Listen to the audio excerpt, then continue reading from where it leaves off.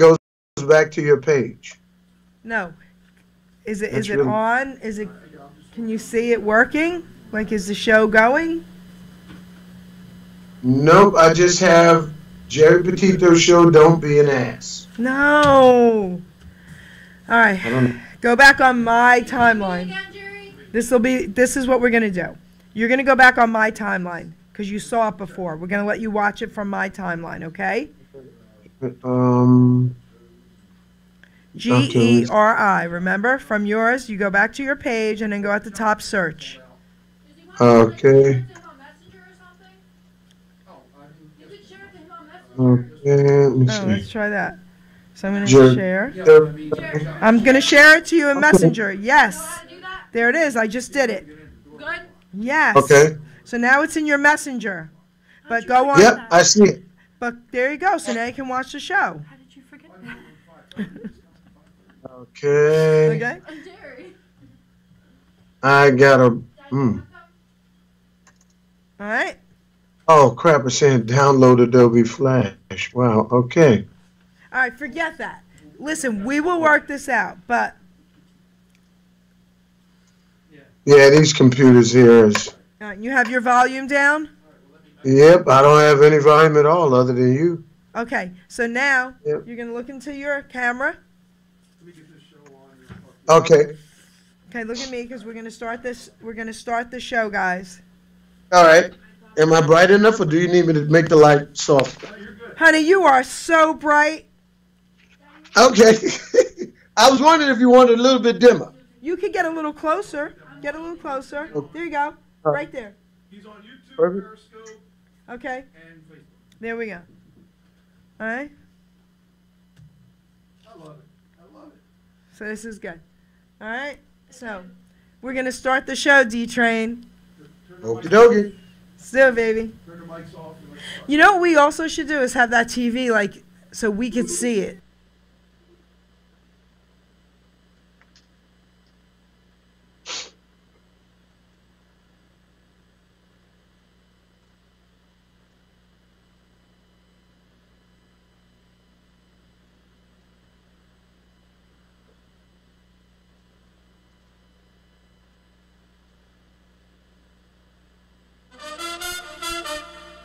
Ladies and gentlemen, Jerry Petito.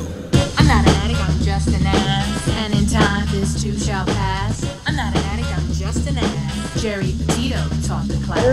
I'm not an addict, I'm just an ass. Loves the answer, the greener grass. I'm not an addict, I'm just an ass. One day at a time, free at last. When you don't know just what to do, Just what to do, just what to do. if what you're feeling is really true, Is really true, is it really true? just keep your ideas safe and sound. Safe and sound, safe and sound. That's exactly how change is found. Change is found, change is found. I'm not an addict, I'm just an ass. And in time, this too shall pass. I'm not an addict, I'm just an ass. Jerry Petito taught the class. I'm not an addict, I'm just an ass. Loves the answer, the greener grass. I'm not an addict, I'm just an ass. One day at a time, free at last. Hello, everyone, and welcome to the Jerry Petito Show on HamiltonRadio.net. We're having some tech difficulties, guys. D-Train, can you hear me? Yeah. Okay. Yes, so I can hear you. you disappeared from the screen. We lost the video. Doc G, are you working on that? It's him. It's on his end. Did you touch anything on your screen? No, I was just trying to. I see you live. What were you just trying to do, D-Train? I'm sorry. What did you touch? We've been working on this for a half hour. What did you touch? Okay, you got me back? You got me back? We'll see. I see me now, but I'm. What did Okay. you touch? I touched the see the live button because your thing came up at the bottom of my screen. Why? Yeah, he turned Can you see me now? Turned your camera off. Oh, now I'm frozen. I said, we're going to see. I don't know. He has to go I got it frozen me. Can you hear me? We can hear you, but listen to what Danny's telling you to do. I don't know if he can hear you. Okay. Can you hear Danny? Hold on. All right. So what you did, hun, is you you went to her Facebook Live, which turns your camera off for Skype. So you need to go back to your Skype and turn your camera off, and then turn it back on so it'll come on to the stream. Turn Facebook off. Got it. Okay. This one, turn the camera off. Hold on. Back to Skype. Skype. Yeah. All You right. didn't do anything, just one little thing. I love that. What? Oh. Guys, All right. just bear with us, just so you know, this time it's not my fault. Okay. Oh boy, Skype. He is so funny, isn't he, Maggie? Yes, he is. Lisa Okay. Sachs. Oi, I love that. Gosh. Lisa, we've been dealing with this for a half hour. I had it perfect. He decided to press a button. Okay. All audio is going to this picture. Can you hear me? Turn your camera back on. I don't know. Okay, my camera. God, I wish I was good at this stuff. You did fine before. I know. Just turn Facebook back off. Turn the whole thing off. Turn the Facebook Yeah, on. because it took your camera. No. Turn Facebook off. You have Facebook on still. Oh, turn Facebook off. Okay. Wow, this is. This We is gotta great, have guys. some- You're getting a little glimpse of what really goes on in this studio behind the scenes, everybody. Okay? I'm just gonna relax and have a sip of my apple cider vinegar. How you doing? How you doing? Okay, Ruben. If anybody Turn told your me, camera on yet? if anybody told me 20 years ago, or 30 years ago, when I was dancing to this guy's music, that I'd be interviewing him and this would be going on live, I wouldn't have believed it. Holy crap. You. Okay, you. It's me. Call started. Train, we had you perfectly. Where are you? He's the ghost train. I told you you're the ghost train today. I am the ghost train. The train that is ghost. Oh my God, what did I do?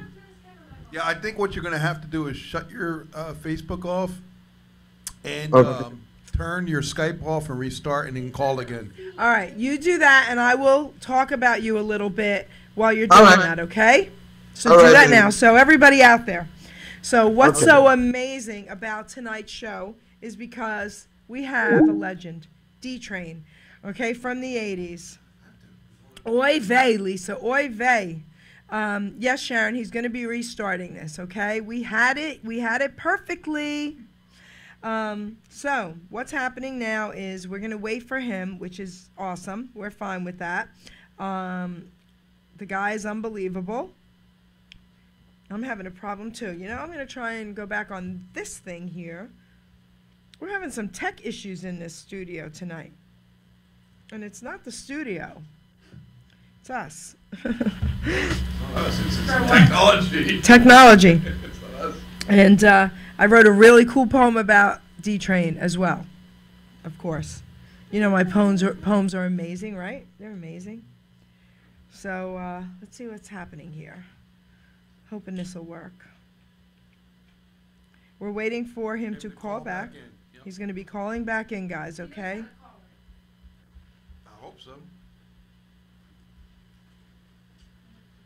Should I call, you know what, maybe I should call his house phone? Well, I just told him to call back. I mean, he called us twice. I know. See what happens. This is a crazy interview, but it's fun. Oh, it's awesome.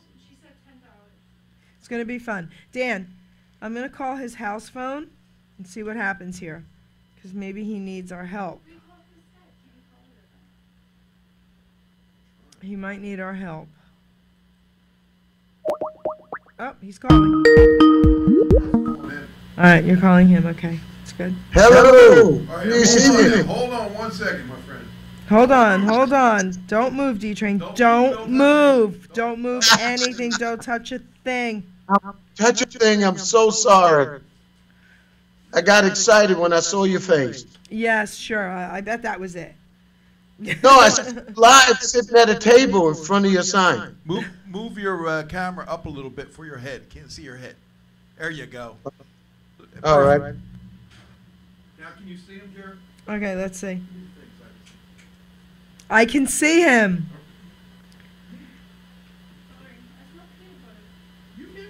D-Train, I can see you, sweetheart. Do me a favor. Don't move. I can't hear him, though. You can't hear him? Uh-oh. Oh, I can hear you. So, D-Train, listen. Don't move the camera. Don't move anything. You move yourself. Just move yourself lower or back a little so we can see your face a little bit better. Because your top of your head is, there you go. Perfect. Perfect. Now look down a little. There, D-Train, the top of your head is being cut off. Oh, really? Okay. How about that? All right, move back a hair, just like that. Okay. The top of your head is being cut off a little. You don't. There you go. Perfect. Stay. Okay. No. I stay just like that. Perfect. All right, let's do this. So, I wrote a poem for you, and I'm going to read the poem so everybody out there could at least hear the poem. Clergy Lisa Sachs, an old friend of mine, we grew up together, says all is good now. All right? So, it must be her prayers. Thank you, Lisa. All right, guys, so I am going to read the poem that I wrote for D-Train, guys. Imagine that he's on my show. A shout out to Kathy Kasu for bringing me this guy. She said you got to meet him. I laughed and said, I'll try. I danced to all his music at clubs back in the day. Everyone knew this guy while dancing the night away. Tonight's guest is awesome, a blast from the past. James D-Train Williams had a #1 hit so fast.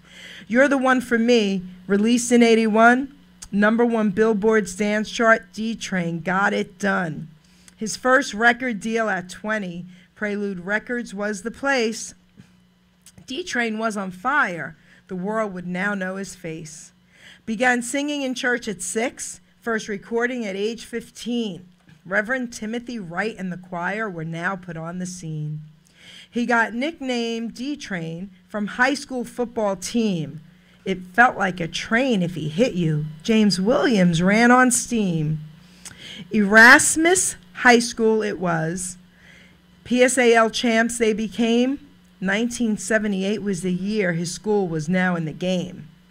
Radio City Music Hall, one night in 83, opened for one of the greats. Smokey Robinson was he.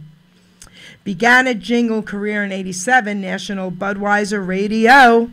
In 2001, hosted his own. Damn D-Train, way to go. Sirius Satellite Radio on Channel 51. Heart and Soul for 7 years. You had a good long run.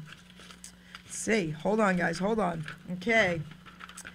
In 2015, you toured the Boston Pops for a year as their premier soloist, entertaining far and near. Madison Square Garden in 2015, when Pope Francis was in town, with Harry Connick and Estefan, you guys brought the house down. Also performed in movies, Keeping the Faith was one, A Walk in the Park another, and Perfect Stranger was done. Such greats as Halle Berry, Bruce Willis, and Richard Gere, Winona Ryder, and Ben Stiller, Ed Norton, to name them here. On albums you also sang, as backing vocalist for the best, Michael Jackson and Bette Midler, and Cher, wait for the rest, Luther Vandross and the OJs, Meatloaf and Elton John, Will Downing and Jeff Golub, D-Train, you brought it on. You also sang in Hercules and Pokemon, I hear. I'm sure some other movies, what a ride you had out there. As backing vocalist, you sang from 2012 to 14. The Kennedy Center Honors for 2 years was your scene. You sang for Cardinal Dolan, 2017 at Gotham Hall. New York City is the place that taught you to stand tall. United Stations Radio Networks is currently employing you, a musical director there founded by Dick Clark. It's true. You asked me, what's the story, Jerry? I will now tell you how I feel.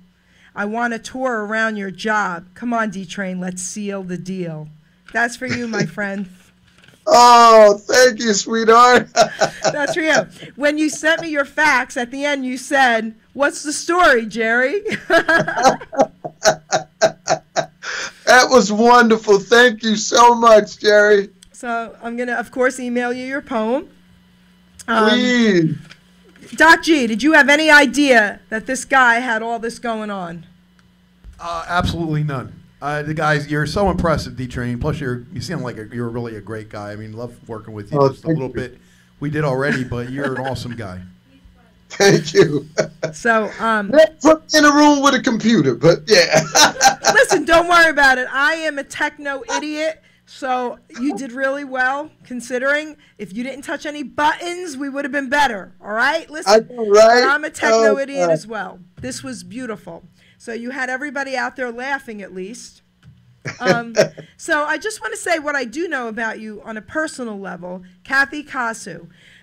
She's a very good friend of mine, a good friend of yours. She made this introduction. She speaks incredibly highly of you. She says, you know, you're one of the greatest guys out there inside and out. So, and I trust Kathy. Oh, she's my sweetheart. I love Kathy, and thank you, Kathy. Okay, and I can't wait to meet you. We're gonna make this meeting happen. You don't live too far, so this is awesome. So, Doc G, before I start talking to him, do you have any questions for this legend? Oh boy, I know, right? I wish I came prepared. D-Train, I just an amazing list of celebrities you've been with. That's crazy. I mean, did you reach all your aspirations, or did you want to get to a certain person that you never got to, or play with a certain person you never got to? Can you let us know that? Well, what's interesting was that my stint with the Boston Pops came about by Prince dying. And before Prince died, his keyboard player called me on his last performance on the George Lopez show, which was going off the air, Lopez at Night. And I get a phone call, and he says, "Hey, D-Train, how you doing? My name is," I forgot his keyboard player's name, but he called me and he says, "Listen," he says, "Prince wants your blessing." And I was like, "Prince who? Prince Marky D?" He says, No, D-Train. Prince wants your blessing. And I was like, "Oh, that Prince. Well, you tell him he got it." I said, and here's Hubert's number. And I gave my partner Hubert's number, and he called up Hubert also and got Hubert's blessing to perform "You're the One for Me" on Lopez at Night. And then when he died, YouTube released all of his live videos. And I had discovered that Prince had been opening most of his shows with "You're the One for Me" since 2006. Now that's beautiful. What an honor is that, right? So I felt like our paths were heading for each other. And then when I got the call from the Boston Pops in 2015 to tour with them, they wanted me to sing none other than "Purple Rain." No. Yeah, you can find it somewhere on YouTube, little snippets from people's cell phone. I'm going to check that out. Yeah, I was singing "Purple Rain" with them and Chuck Berry. You know. It's beautiful. So I was really impressed with all your facts with all these famous people. I got to tell you. You know, I remember dancing to your music in the clubs. I mean, you know, that was just like amazing back then. You know, a lot of people don't know this, but right here in Mercer County, New Jersey, back in the 80s, we had 3 clubs. We had the Granada. That was a Sunday and Wednesday night ordeal. We had Brothers every Saturday night. And then we had, Heaven's Lounge in East Windsor on Route 130 in the bowling alley. And Chubby Checker did a benefit there in the 80s, and he came out in the audience and brought me up on the stage, and I did the twist with him. It was really cool back in the day, all that great stuff that was going on in Mercer County. Wow. So, and your music was played constantly, you know. Oh, wow. Yep. When I talked to you on the phone, you know, it took my breath away a little bit there.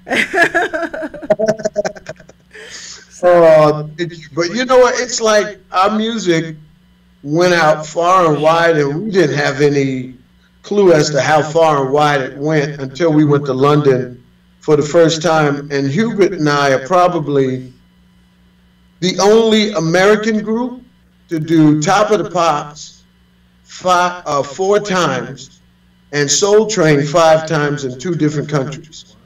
Wow, that's impressive. 4 times with Don Cornelius, and the last time we did it with Don Cornelius, that was when he had Shamar Moore who was getting ready to take over for hosting duties at Soul Train. And then they flew me to London to do Soul Train with Jeffrey Daniels, because Don Cornelius was trying to expand his brand across the water.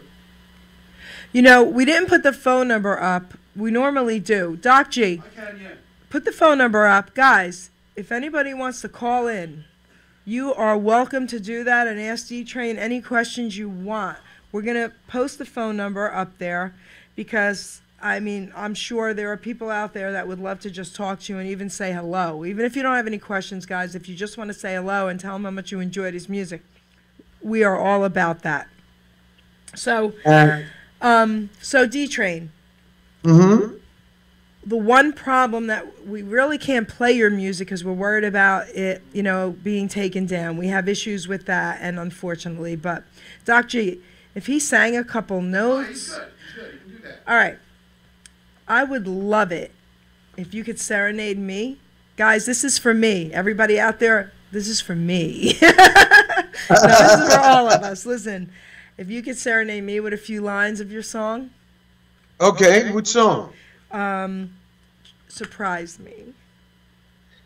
If I told you that I loved you, would you turn and walk away? Could these words be too serious to bear?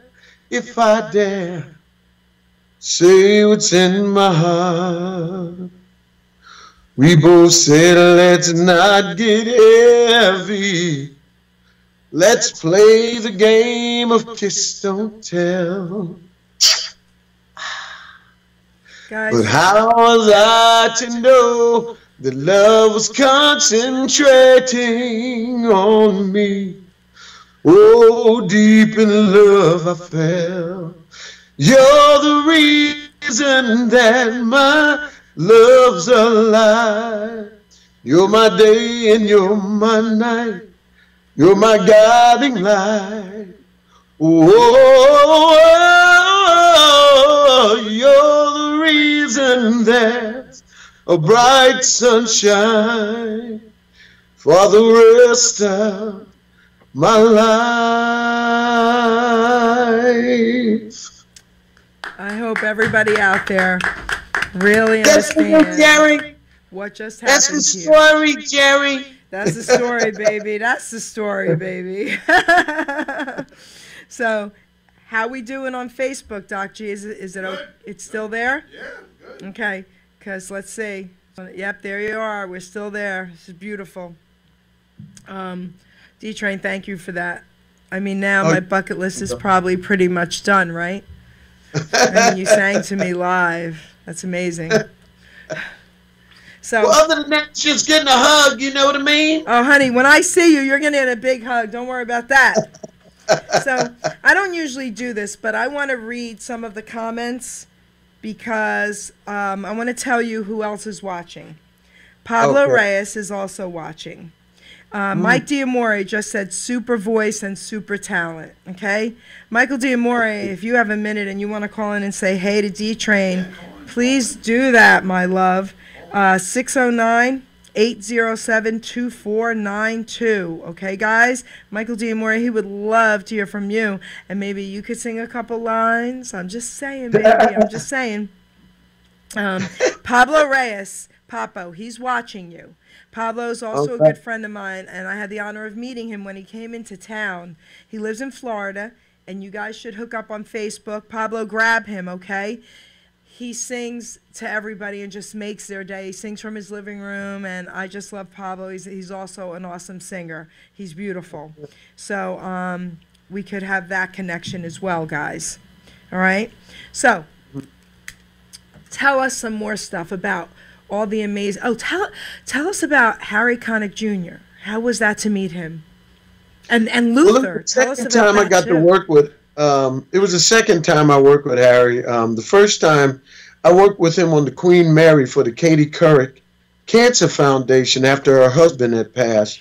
And I was singing backgrounds along with Fonzie Thornton, Robin Clark, and a number of other singers in New York behind Beyonce. She was singing You'll Never Walk Alone.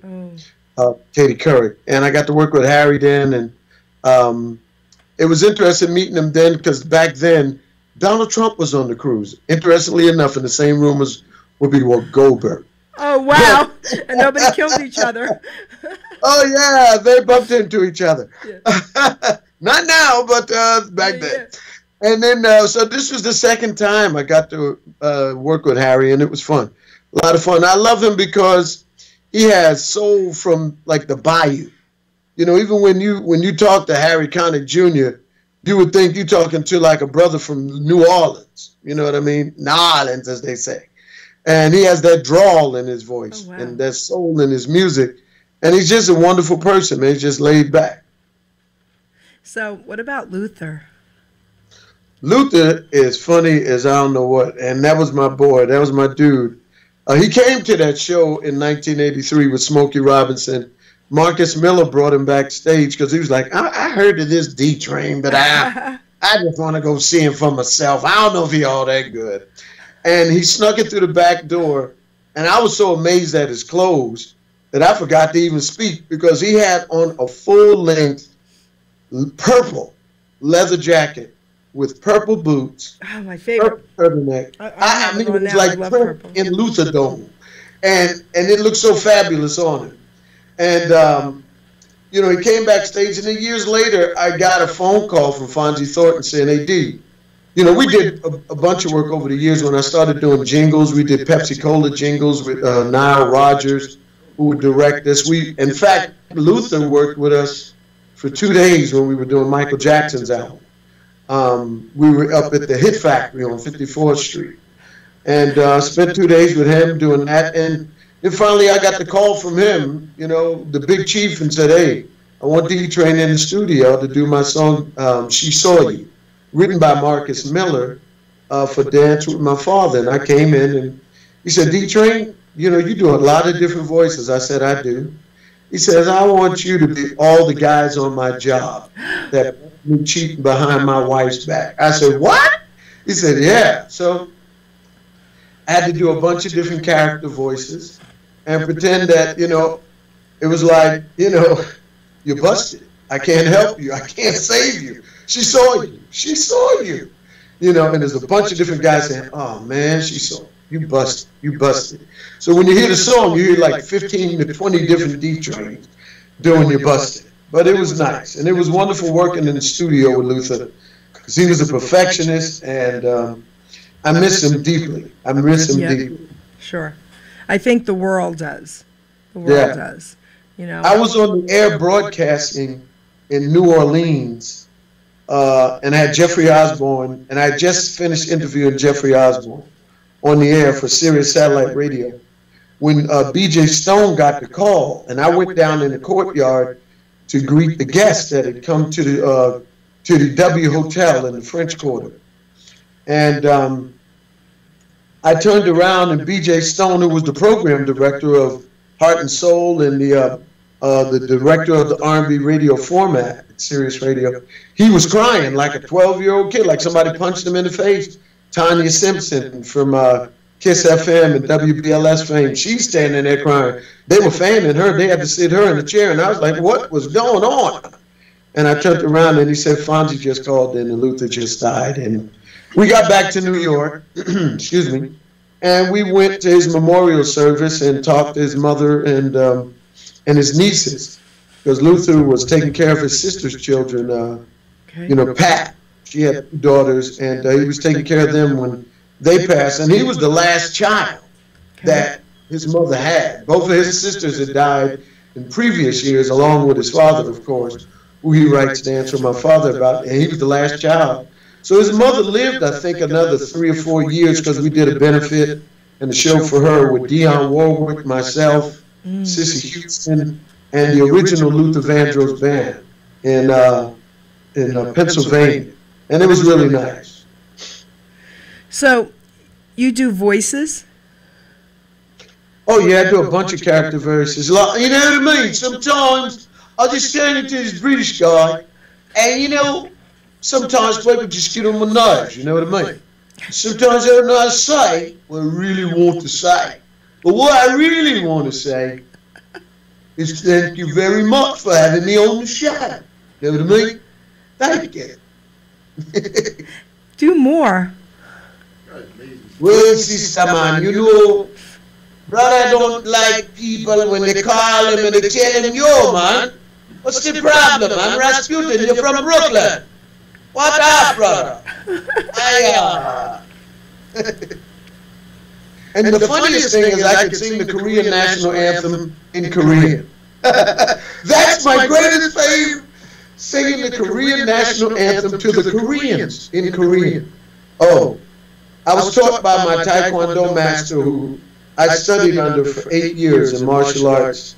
He was from Kyung-hee University in South Korea. Okay. He taught me Taekwondo, and I got to fight in tournaments. But what he would do to surprise the Grand Masters who came from Korea was he would have me sing the Korean national anthem in Korean, and they didn't know how to respond, seeing a big black man singing the Korean national anthem in Korean. It was like dumbfounded. They were like, "Hi-ya." So, Hi-ya. so I have a question about that. So, Yeah. do you still know how to do it? Can you do 2 lines at least, just to like let us hear something? Because that's pretty cool. Donghe malgwa tu sami madugogol choro te asaram te ha unro uri naramanase mulungwa samri chalri kwario kong song Te asaram te haunu uri naraman hase. That's so cool. That's so cool. We got to get this video to Korea now, Doc G. We got to get this video to. Well, you know what, Geraldine? I'm working really on a make project. sure it does. So Pablo Reyes has a message for you. Sure. He said, Luther, to tell you that Luther is the man with the most incredible romantic voice. So the question for you is, was that true? Did he ever sing romantically to you? I'm curious. Luther did have the best romantic voice, but you know, Geraldine, I came up in a time where you had singers like Teddy Pendergrass, Oh, yeah. Bryson. Luther was the greatest romantic voice of his time. Before him, we had Jackie Wilson. We had I love Jackie Wilson. and we had Sam Cooke, and you know Johnny Taylor and Bobby Womack. So I have a plethora of people to choose from for romance. Jeffrey Osborne, you know, from LTD, Maurice White, Earth, Wind and Fire.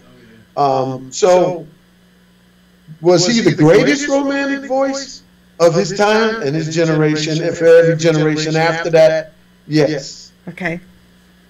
All right, so my opinion is he was the second greatest. The first greatest was Elvis. Just saying. Pablo, shame on you. No.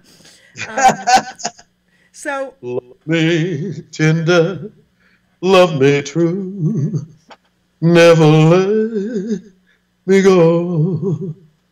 Oh, my darling, I love you, and I always will. Beautiful. That's my best Elvis I can give you, girl. If everyone's wondering why sometimes I look to my right or to your left, it's because our screen is over there. So I want to look at his face when he's singing and talking, and then I'm looking into the camera as well. So that's why, guys, okay? My favorite Elvis movie was the one he did with the nuns. I can't remember the name Change of it. of Habit. Yep, I Mary love that Tyler movie. Moore. Yep, that was a good movie. So I heard something about that movie recently. I'm surprised you just mentioned that because I was listening to Sirius Elvis, and they were just talking about it about a week ago, and it's something I didn't know. So the majority of Elvis movies, like with Aunt Margaret and everybody, they all hung out, and a lot of them dated, I guess, and became close. Him and Mary Tyler Moore just had a business relationship, period. They weren't even really friends. Not that they didn't like each other, but she would as soon as the scene was over and they had some time, she would go into her dressing room and he would go into his, and that would be about it. So I didn't really know that. I mean, that's crazy to me. Well, you know what? I think it was professionalism, and I think it was respect. No, 'Cause with Mary- Elvis, no, honey. No, but you know what? Everybody fawned over Elvis. Phew. Mary Tyler Moore probably didn't, and she was at the core of her being. Mary Tyler Moore was a lady, No, I know. you know, and she was.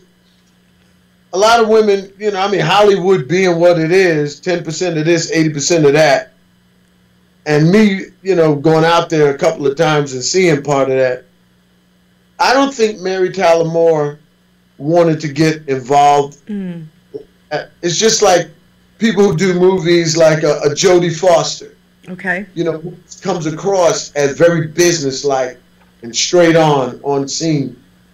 You know, she's like not one of those people that's going to be hanging out with you at the party after party. You know, she's kind of that person that has her own friends and she'll go hang out with her own friends and family. You know what's funny? I want to say something to you, but then I got to tell you someone wants me to give you a message. But she was also playing a nun in that movie, so that would have been a little weird, huh? If she kind of like flirted with him in between. Yeah, you know. You don't want to mess with the Catholic Church, baby. Okay, baby. So, Huni Bakatoon, the Magic Man, okay, on Beverly Nation, O-N-E. He's on, and he wants me to tell you, D-Train, that the Magic Man loves your music. Thank you so much, If Magic you Man. have a second, call in 609-807-2492. We would love to hear from you, Hunibak. I love you. So, everybody loves you, D-Train. I love him right back. Man. You know, you know what happens is when you've been around this long and you've been able to maintain. My mother always told me, she said, son, the race isn't given to the swift nor the strong, but to he that endureth in the end. I love And it. if you can stand this battle of people that come in and out of your life, because as a musician, your life is like a revolving door in a department store. And there's people who's going to come in and they're going to stay for a while. And then they're going to leave. And then there's people who come in and they're going to stay for the rest of your lives. And my mother taught me also, it's not about you. It's not about your ego. Because when you're gone, there's going to be another you. So always be humble, be respectful, treat people the way you want to be treated, love the way you want to be loved unconditionally, and give that out to the world and give your energy out. Because what you have been given comes with great responsibility. That's a gift that, yes, it belongs to you, but you have to share it with the world, and you have to share it with them unconditionally and without ego. Because when you use your ego stands for easing God out. Oh, I love that. We love that. I never heard that before. Doc G, did you ever hear that? I love it too. Did you make that up, or is that out there? No, easing God out. I mean, I learned a lot of things, great things growing up in church. Ronnie Dyson was my choir director. Al Sharpton was my junior church minister.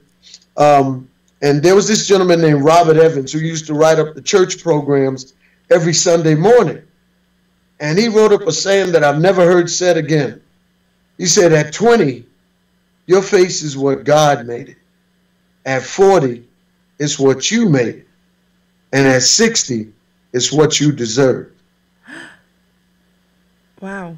You know, I'm going to probably ask you to remind me about what you just said, because I absolutely love it. I'm a nutritional health coach, and I have a lot of things I like to say to my clients, and I teach a lot of people, mostly women, and there's a reason why. KYW, know your worth. That's my favorite saying, okay? What you just said, everybody out there should really listen to, because what you just said is amazing. And I never heard any, I thought I've heard a lot, but I'll tell you what, I haven't heard any of what you just said tonight, and I love the ego thing as well. Because, you know, what you've done with your life, I mean, it shows on you that you've given all the glory to God. It shows on you. You don't have an ego. From the first moment that you and I spoke, I knew that. And Right. I just think you're one of the most beautiful people that I've ever encountered, and I just can't wait to meet you. Well, you also, my That's dear. You know what? beautiful. It's not about who we are, because a lot of times it's what we leave behind. Yep. And my dad always said, you only get one chance to make a first impression. And people will sometimes judge you, or you could be having a bad day, you know. But working at this place that I work now, it's a comedy station. I've been here for 25 years, musical director for the last 6. But my journey has taken me around the world, and I often tell people who are narrow-minded about God, because I grew up in the Christian faith, and they were always like, if you don't believe Jesus the way we believe Jesus, then you're going to hell and you're going to burn. And it wasn't until I went to Tokyo, and I took a 3-hour train ride to Osaka, and there was a Buddha about 30 feet high up off the ground, and it was the biggest Buddha that I had ever seen. It was like 2 or 3 stories tall, and it was sitting in the middle of the woods, but it had all these little shops around it. And I said, wow. I said, was this always like this? They said, no, this was a Buddhist temple. But what happened was, when the Japan was invaded by the Chinese, they burnt the temple to the ground. And then the only thing left standing after all the fire had burned out was a snowstorm. The Buddha was the only thing left standing. Wow. And I went into the back of that Buddha, and I went 2 stories down where the monks used to pray underground. Now that's a deep thing, because when you go into the back of a Buddha underground 2 stories in August in Osaka, Japan, it's hotter than Brooklyn in the summertime, baby. But what I got from that, the spirit that I felt, was what those monks do when they chant Nam Myoho Renge Kyu, or when they're just chanting Om. I understand that Om is the voice that you speak in when you speak to God, sometimes because that's your connection with the Spirit. You know, sometimes we always put too many words to what we have to say. Oh, well, you know, my kids got flunked in school today, and we run on with words that we think are generational, we think are pure, we think God wants to hear. You know, in the Catholic Church, it's Father, forgive me, I've sinned. In Christian churches, Jesus, forgive me, I've sinned. But all you have to do is open up your heart and accept yourself as who you are. Because we all make mistakes. We fall down 11 times, get up 12. That's all.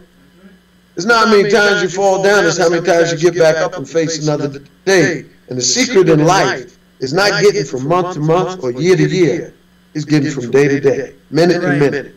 And you create your destiny minute to minute. The way you start your day is going to be the way the whole day goes. I promise you to God. If you get up and you watch the news, the first 5 minutes of the news will depress the heck out of you. It'll depress you so bad, you don't even want to eat your breakfast. You be sitting there eating breakfast, go, who got killed? Oh my God, and that place is on fire. They got 30 potholes, and traffic is doing what? And traffic does the same thing every morning. It gets crazy. But we sit there to watch it just to make ourselves feel like we're connected to what's going on in the world. And one thing I learned is that the definition of insanity is doing the same thing over and over again and expecting a different result. That's right. That's right. I turn news off. I don't watch it until I want to know what the weather is. That's it. In the morning, I go into my room, I say my prayers, I say my affirmations, and I begin my day on a positive note. When I get to work, turn on my YouTube positive affirmation channel, and I go from there for the first hour of my day, and then I head to the gym. And that's the way my day begins every day. So you said, did anybody out there think that this show was going to be motivational? Because I certainly didn't, and I'm so impressed, and I just love this. I got to tell you, I got to share something with you, D-Train, because I'm a Christian, obviously, right? Everybody knows that about me, but I was also an addict, and I wrote this book on addiction. And I also owned a poker league. I'm also a poker player, right? I owned a poker league in Mercer County. I gave it up about 2 years ago, but I owned it for like 10. I was involved with it for like 12. And it was called Ms. Night Owl Poker. And people used to say to me all the time, well, aren't you a Christian? Yes. Well, you're in bars every night with this poker league. Yes, that's exactly where God put me. Because I can't help people sitting in a church 3 days a week. I'm sorry. So I agree with you with that. And I can't tell you how many people I helped, you know, through God. I mean, God worked through me, through this poker league. There was a video out there. It's one of my favorite videos. I think it's a young pastor. And he's sitting on a stool, and he's sitting in a church. And he says, where would you rather be? In the church pew or on a bar stool? Where do you think you can help more people? It's one of my favorite videos. You got to check it out. So it's church pew and a bar stool, I think it's called. It's great. And as far as being positive, I used to be told on a constant basis, stop smiling so much. Stop being happy. Why are you happy all the time? Because I tell everybody the same thing you just said.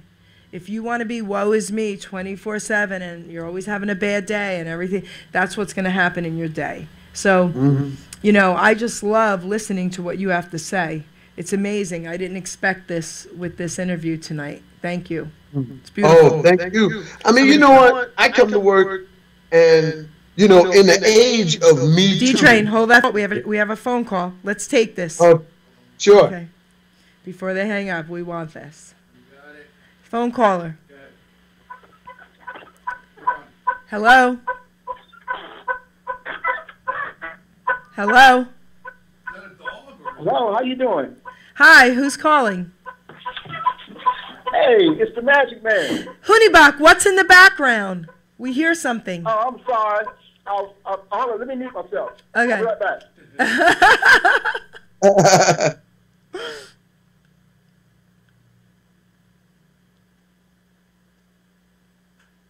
Hoonibach will be right back.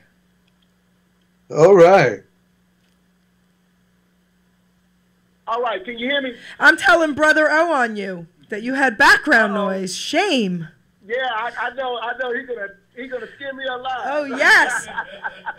Anyway, first of all, you know the Magic Man got nothing but pure divine love and respect for you, Jerry, and all that you do. Again, congratulations. Last night was off the chain. I mean, pretty soon we, you know, as a unit, as a whole, we're gonna be 300,000 plus.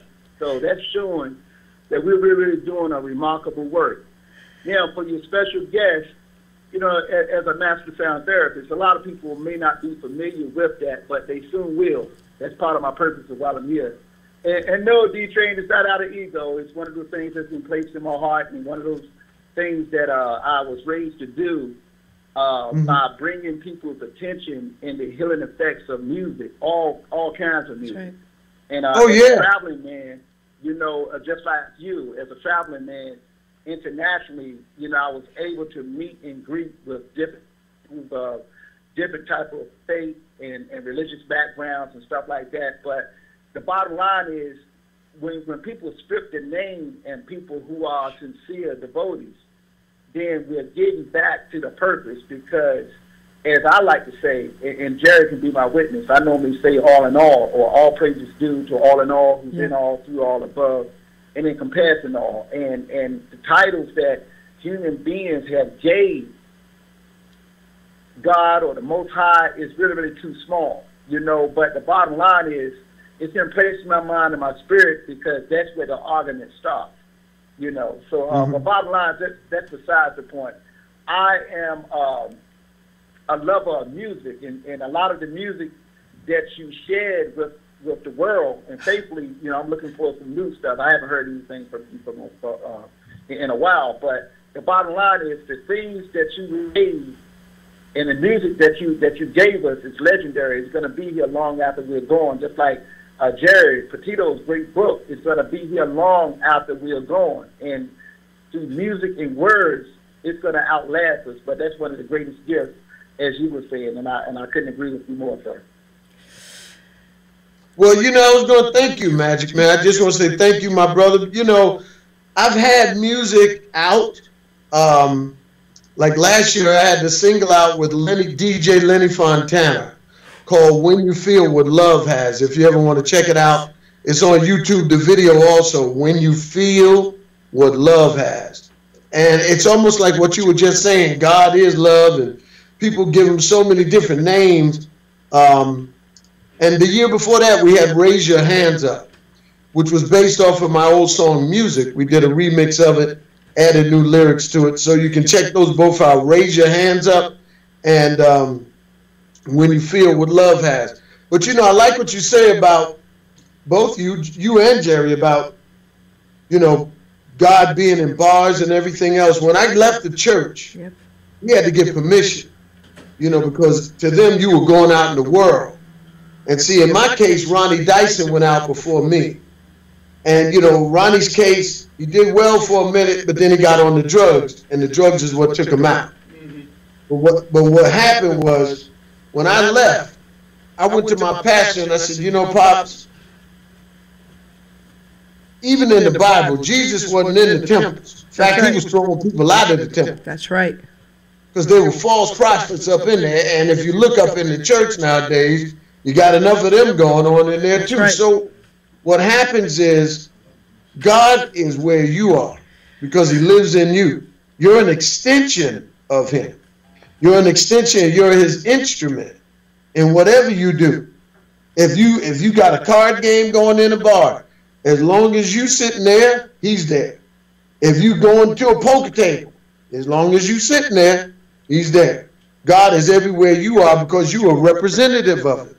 So what I've learned is that, like you, Jerry, I can reach more people standing on a stage in a club than I ever could standing in a choir in a pulpit. Absolutely. Because what happens is the regurgitation, I would say, how are you going every Sunday, you singing to the same 35 or 3,500 people that's already saved or already Christians? So you're regurgitating the same message to the same people who done heard it for 25 years. Are they going to get any more saved, or are they going to become a better Christian because you sang it this week, last week, the week before? You may give them motivation, you may give them inspiration, but what I've seen is that those same people will walk outside the doors of that church and won't give nobody a dime that walks up to them and says, hey, can you help me? That's right. And so what happens is, it's not what you place in their hand, it's what you place in their heart. And if it ain't in their heart in the building, it ain't going to be inside their heart outside the building. That's beautiful. You're absolutely right. You know, I'm going to tell you two silly stories about my poker league, okay? And, you know, they respected me. These young people, they respected me, and they were wonderful. So if anybody ever used the Lord's name in vain, I would say, hey, you know. If they ever said, Jesus Christ, I would go, hey, and they would go, okay, Jerry, cheese and rice, cheese and rice. So they really did. They were amazing. And I was in Hooters one night with a game. Hooters. You guys know what that is, right? Okay. Oh, yeah, I took my mother there one night, and she was like, James, why is the ladies dressed like that? I said, Mom, I'll explain later. Let me tell you about those wonderful young women that worked at Hooters. They're all putting themselves through college, okay, guys? So please don't judge them. Right. They're all putting themselves through college. They were beautiful, beautiful, beautiful young women. So one night, someone asked me to pray with them after the game. We went outside in my car, and he accepted Jesus in the Hooters parking lot, okay? How about that, guys? Came out of my car screaming in the parking lot, I just accept Jesus as my Lord and Savior. So that's what when I talk about, and I'm not that person. I don't go in anybody's faces and slam God. I don't. But I ask everyone that comes into my path one time, just give me a few minutes of my time. Let me tell you about Jesus, and I do that. And then it's up to you. I'm here. But, you know, that's where people need us, okay, the most, you know? So that's beautiful. In dark ways, they need you in the alleyways. That's right.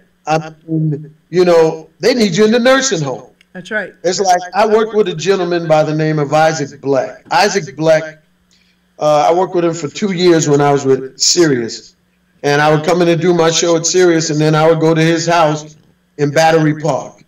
Isaac Black, for those of you who don't know, was the gentleman who owned 2 pharmaceutical companies, became a billionaire when one of those pharmaceutical companies created the drug Cialis, and lost about $300 to $400 million. Wow. With Bernie Madoff. And so you see what people hold in place of their fortune.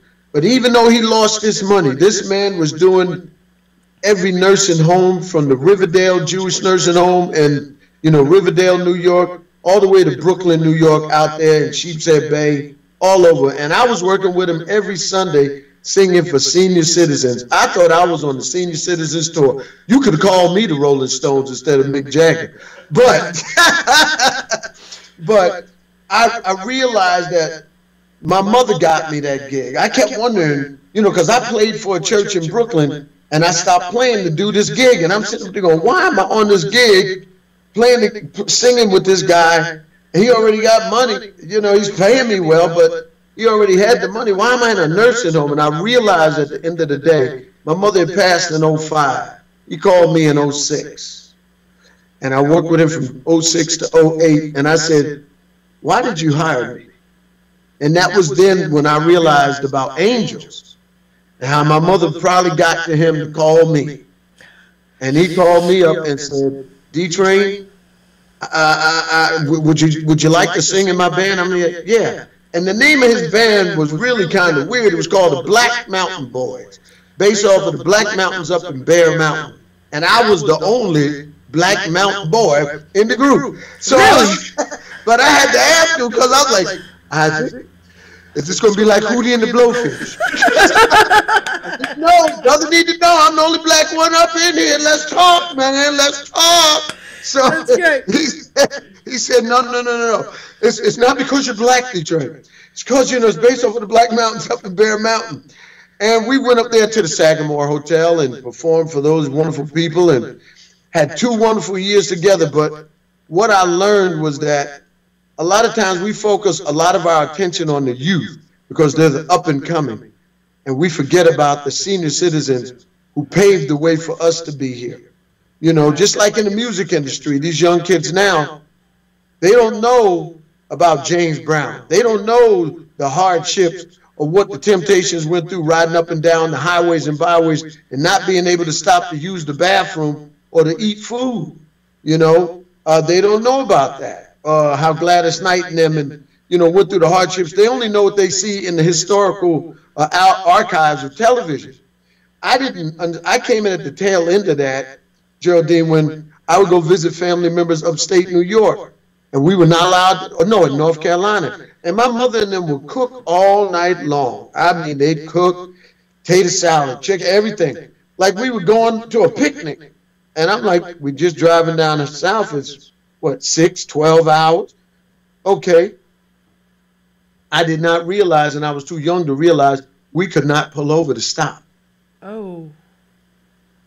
We could not stop on 95 South in 1970. We could not go to Rye Playland. We had to go to Adventures Inn in the Bronx. I want to throw up right now.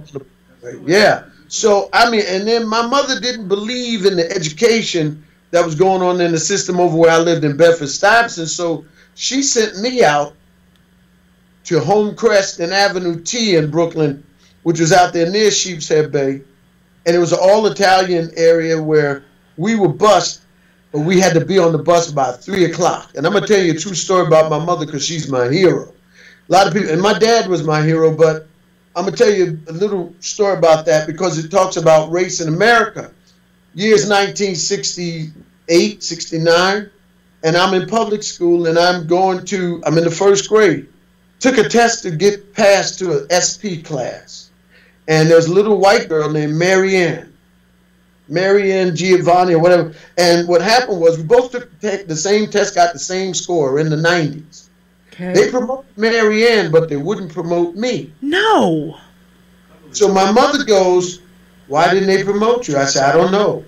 So the next day, the very next day, Jerry, I hear screaming in the hallway after I got into the classroom. I hear, I want him out of there, and I want him out of there now.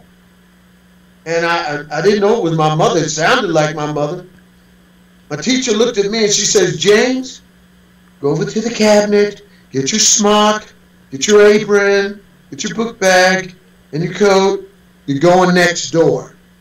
Okay. They sent me to go to the SP class where Mary Ann was. Okay. Because my mom tested that day in school. But here's the moral to the story. 3 o'clock comes. And I'm getting out of school, I'm out of class, and all the black kids had to line up in 2 lines to make sure all of us was accounted for and we wasn't in the neighborhood after 3 o'clock. And we all marched to the bus, and as I'm getting on the bus, I see my mother standing at the gate to the school. Now, my mother didn't have a car, and I'm like, Mommy, what are you doing here? And she looked at me and she smiled and she said, I work here now. They hired me. No, really? No lie. My mother stayed there for the next 27 years. Wow. They went. Wow. And they went back. They got her high school diploma because she was from the Deep South. They got her a high school diploma, and she got an associate's degree, became the reading teacher, the hearing aid teacher, a paraprofessional on the bus, and a paraprofessional in the lunchroom. Stayed there for 27 years. The only thing that hurt me was when Cuomo wouldn't sign the bill for the paraprofessionals to receive a pension. No paraprofessional working from 1971 through 82 got a pension. Your mother was amazing. Your mother was amazing. Tell you another story, real quick one. We grew, like the area we were in was a lot of mob bosses. It was Avenue T and Homecrest. Okay. And occasionally a mob boss would tell his son to come to school and just fight one of us, just beat us up, just spit in our food. I mean, it was 1969. So I remember this kid named John Giordano, and I'm naming names because he's probably here and he may not be here. But John Giordano came to school and his dad told him, he said, hey, my dad told us to beat up all the moolies here. I didn't know what a moolie was, but he said, we told us to beat up all the moolies, Miss Smith. My mother, they hurry up and rush all the white kids off the playground, and only the black kids were left in the yard. We were out at recess. Okay. And it was like a scene from a movie. The principal is in the window screaming, Ella, get the kids out of the yard! And my mother didn't have time enough because these boys turned the corner with sticks, bats, chains, and whatever else. And it was like at least 15 deep of them coming around the corner, like the Lords of Flatbush. So my mother, very calmly, stood in the gate and waited for them. Because only the black kids was out in the yard and they huddled in a corner. And my mother stood in the gate and John got to the gate and said, Mr. Smith, you gotta move. My father told me we gotta do this. She said, John, I understand what your father told you to do. But here's how we gonna do this. My mother proceeded to take off her whistle and took off her smock. And she laid it on the fence. And she said, John, with all that I am as a mother and a woman, she said, all these children here in the yard, I don't know who pissed you off and why. But you see that little one over there? He belongs to me. And to get to him, you got to go through me. All of you. So if you're not ready to dance, then step back. I'm waiting, John. What's your decision? Do you know all of them threw down their weapons and went home? I don't know what to say right now. That's what taught me about courage and the fear of God. My mother didn't have fear. She only knew the fear of God. She didn't fear no man whatsoever. And she didn't fear mob. Teachers out there were scared to not pass kids because their daddy was who they were.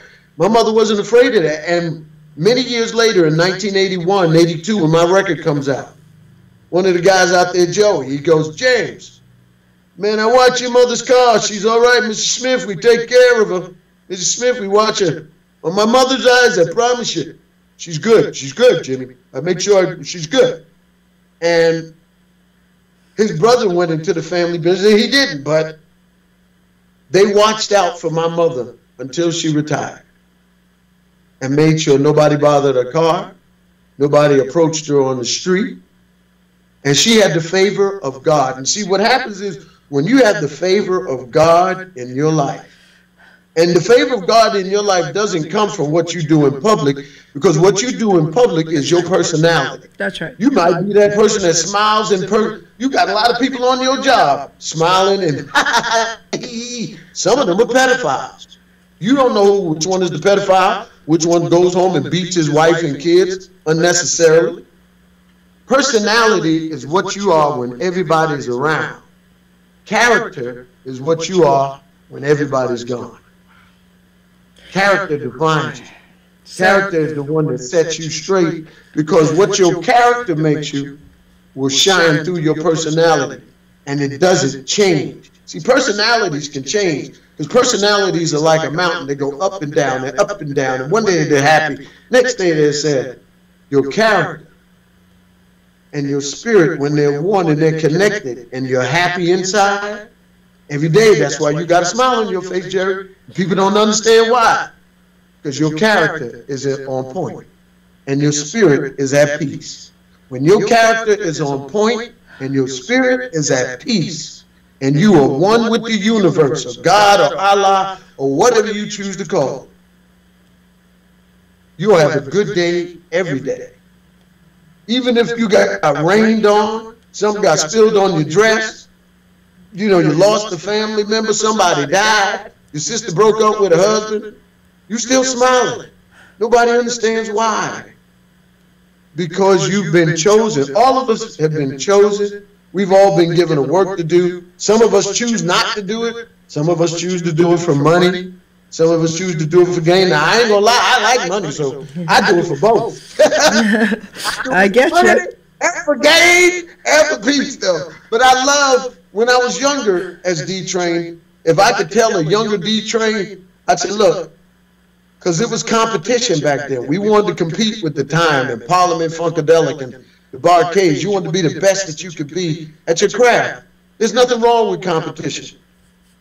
You know, when I was on the football field, I competed. When I was a martial artist, just going to the school and learning how to fight, was not good enough for me. I had to put it into effectual practice. And that's why I began fighting in tournaments. I fought at West Point. I fought at Stanford University. I fought at, Queens College, to find out what my place is in this art that I'm learning against other men who I do not know, who I don't see every week. How would this work in the street? How could I protect my family, or my friends? So I say, like Anthony Robbins, if you got a dream, go for it. Because on the other side, everybody has a dream. Everybody wants the big house or the big car, and then some people don't. Some people just want love in their life, or a happy home, or a quiet little place to live. Okay, all of that is on the other side of your fear. That's it. Everything else is on the other side of your fear. When you can get past your fear, there's nothing that you can't achieve. See, my mother always said, you can't go around every situation. You can't go up over it. Some things you can't climb, and some things you won't be able to dig under. You got to go straight through them. You had to become a drug addict. It was in your destiny. Why? Because if it wasn't in your destiny, you wouldn't be who you are now. Absolutely. Amen to that. You wouldn't be who you are now if you were just that good. You might have, had a great life or whatever, but you're a stronger person, a more determined person, and you have wisdom that you can give to somebody else that might be beginning to do what you used to do. So you can say, listen, let me tell you something. That's right. Pull your coattails or something. This is where you're going to end up if you keep on this road. I have to tell you a few comments that are being made for you, because I never thought this show was going to be where it's going today. And I want to just say thank you to God for this, because Michael Diamore says, what an amazing story, and thank you for sharing it. Pablo Reyes says he could listen to D-Train talk all day. Brooklyn is in the house. And then he said, with everything going on in his life and his body, because he's had some health struggles lately, he was in the hospital. Pablo, we love you. He said, you have made him feel so good today, and God bless you. Okay? Oh, God. People are watching, and Greg Rapport says this guy is priceless. So I just want to say to you, D-Train, that you have also blessed me today, because I just thought this was going to be a fun show. I mean, it is fun, but your humor is unbelievable, and I've been talking to you for a while, the last week, but I never expected this today. I'm going to share a story with you about myself, too. I'm blown away by the story about your mom, and this is why. My brother was obese as a child his whole entire life. He was born at 13 pounds, I believe it was. And one of them was supposed to die at birth, and God saved both of them. And so my brother was obese most of his life. We're up to 600 pounds. He's lost like 350 pounds now. Wow. So anyway, I was like 6 pounds. I was this small little kid, and I was tough because of my mother. My mother beat up a nun in our Catholic grammar school in New York, and I'm listening to your story, and I'm like, oh my goodness, your mom and my mom would have loved each other. My brother was, it was pouring raining one day, and my mom walked him to school. He was a year and a half older than me, but I would walk on my own 2 blocks, okay? You know, in 4th grade, and he was in 5th, and she would have to walk him with his hand. You know, he was a big baby. And they were a couple minutes late, and my mom is ringing the bell. Well, when the nun opened up the door, she didn't see my mother behind my brother, but she only knew that the fat kid was there. She only opened the door a little bit and tried to pull my brother through the door while he's screaming, crying. My mother was behind the door and slammed the door open and took her by her habit and threw her on the floor and dragged her across the floor while she was screaming. So I got my tough. Not that I'm saying that was a good thing to do, but my mother was tough. Listen, and I got that from her. She could have been in a flying nun. Flying nun, man. Listen, and I'm listening to your story, and I'm like, oh my goodness, they would have been friends. And I got my toughness from my mom. I'll tell you one story about me. When I was young, I was only probably 9 or 10 years old. And my brother would come home crying every day because he was made fun of. And this girl, her and her brother, the 2 toughest kids on the block, were making fun of my brother. And the girl, she was, to me, 6 feet tall. You know, she wasn't, but she was so big. And I ran 2 blocks ahead around the block while my mother was holding my brother's hand, walking us to school, you know, in our uniforms. And I had a plan. And I climbed up on the steps in New York, right? And I was holding on to, you know, the awning. And I said, when she comes out, she's going to kill me today. I don't care, but I'm going to get 1 shot in. She came out. Her name was Roseanne. I'll never forget it. And her brother was Rocco, and Rocco's gone. He passed away with drugs years ago. But she came out. I gave her 1 good shot right in the face, and she beat the crap out of me, and I didn't care. My mom comes around and sees her on top of me and ripped my uniform and saved the day, but I didn't care. So, you know, it's so funny listening to your story. I'm like, wow, that's crazy. I wonder if they knew each other. What was your mom's name? My mom was Lucy Farino back in the day. We lived in Long Island City, New York, Queens. Wow. Yes. Well, my mom was really good friends with a woman named Pearl Cooper, Mrs. Cooper. And they were like coffee queens, you know. They were like Oscar and Felix, and it was like people like, you know, being the only African-American woman working in an all-white school, Mrs. Cooper was always taking a chance going out with my mother on the avenue, on Coney Island Avenue, the chock full of nuts, you know. They were, you know, they would, oh, hold on. Yo, I'm just going to get a sandwich. Keith comes home ahead. Okay. He's not due for 6:30. Okay. Yeah, I'm sorry. This is a recording studio, so they have sessions going on, and he wanted to. I want to say hi to them. I want to be on there. I want you to record me. Yay. Absolutely. Come by the office. We're right here. We're going to work this out, D-Train. We're going to work this out. Hey, we right here at 52nd and Madison, baby, in the heart of NYC, in the place to be. I'm coming out to visit you. Yay. This is so cool. Everybody. Everybody who's listening, I want to just say a couple things. First, Hunibach, I want to thank you, my love, Magic Man, for calling in. Love you. Magic Man has a show on Beverly Nation, and you got to check him out. Brother O owns the station. I'm on there as well, and I'm just so excited to be part of it. And I love, you know, I just love you guys. Hunibach, I love you. Thanks for calling in. But what I want to say to everybody out there is this guy right here, D-Train, he is a legend, and I really thought this show was going to be more about music, and we'll talk a little bit more. We have about 15 more minutes about his music, but what he has done right now shocked me and has blessed a lot of people out there today. So if this video right now, if this show is touching you at all, can you do me a favor and share it? Just share it onto your page for me, please. I would really, really appreciate that, because I have a feeling that this show, really God put this out for more than one reason here tonight, okay? So this show could really help people out there. So please share it for me, okay? So, D-Train, darling, so you want to sing another song for us? Sky is the limit and you know that you just keep on pressing on. Sky is the limit and you know that you can have what you want, be who you are. Sky is the limit and you know that you just keep on pressing on. Sky is the limit and you know that you can have what you want, be who you are. Keep on, keeping on. You gotta keeping on. Keep on, keeping on. You gotta keeping on. Keep on, keeping on. You gotta keeping on.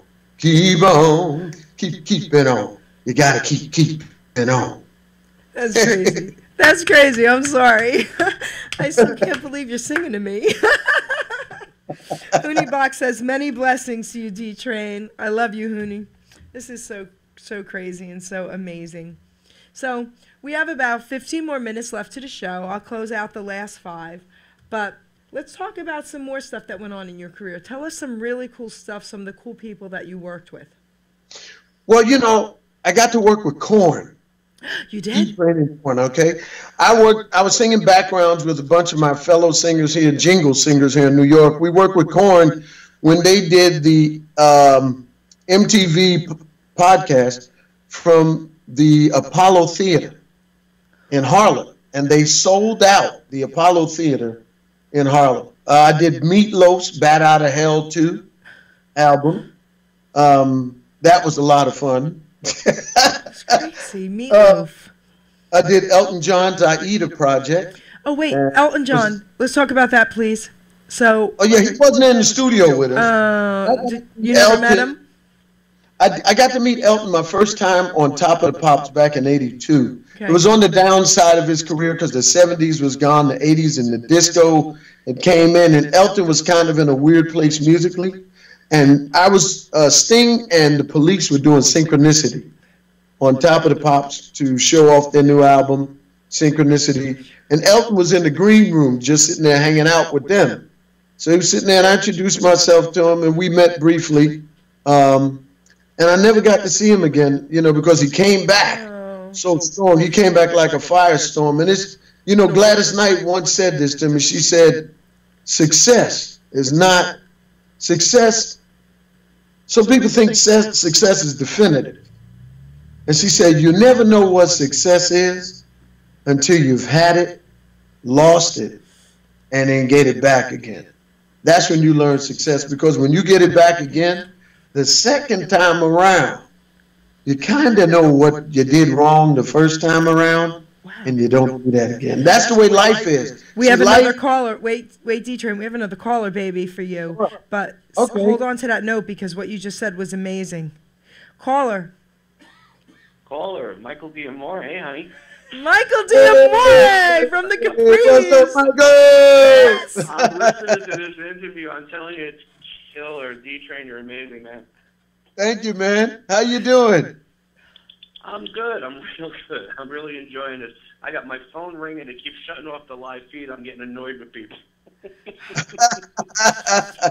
So, hi, sweetheart. How are you?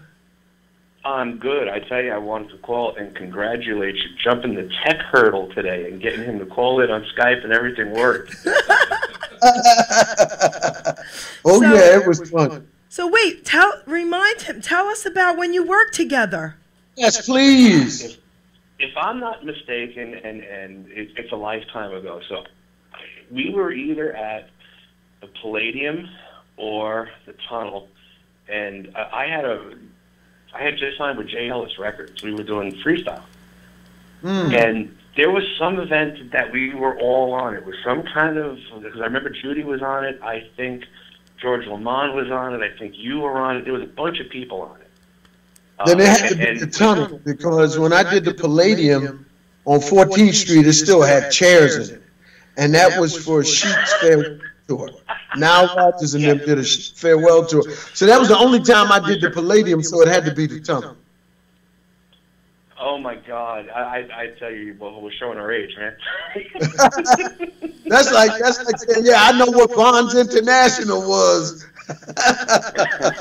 and the Roxy. That's amazing. I miss those New York. places. God bless.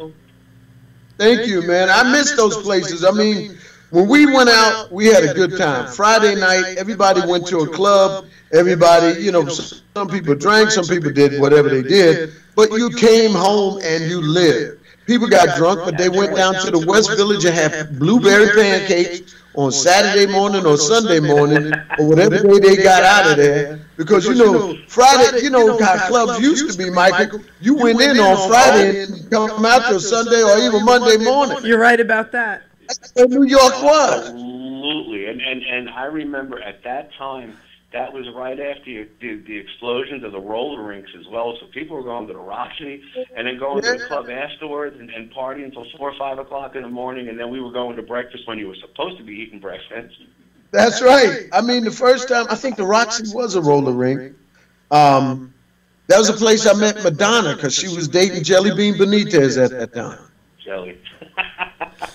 This seems like such a lifetime ago, man. It's amazing. She had black hair. She looked like she was one of the guardian angels. Because she came up there with and I was like, well, she a guardian angel. She going to protect me. Oh, good Lord, that's funny. So, I have a question for Michael D'Amore. What's that? I mean, I was just serenaded by one of the greats. Would you like to do a couple lines of something? I don't know, anything. You know, you could sing to D-Train. Nothing against D-Train, but he ain't my type. All right, sing to us. Sing to me. Come on, baby.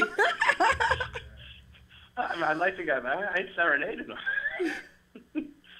Well, why do you always do this, Cherry? You do this to everybody. You're one of the best, too. Come on, baby.